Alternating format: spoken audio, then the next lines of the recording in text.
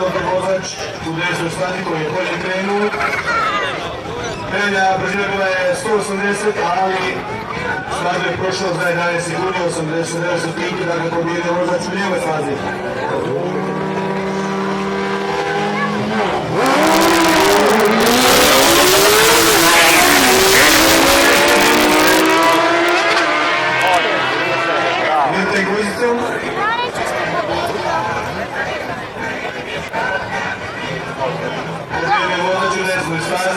Izlazna brzina 234, sada je prošao za 10 sekundi, 45 sekundi dok je vozač u lijevoj stazi.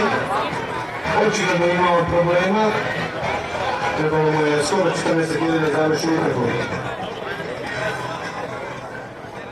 Sam protiv svih, sam protiv vremena, sam protiv radara. Čovjek koji je odvezao prvu, a Boga mi sad će sam protiv svih.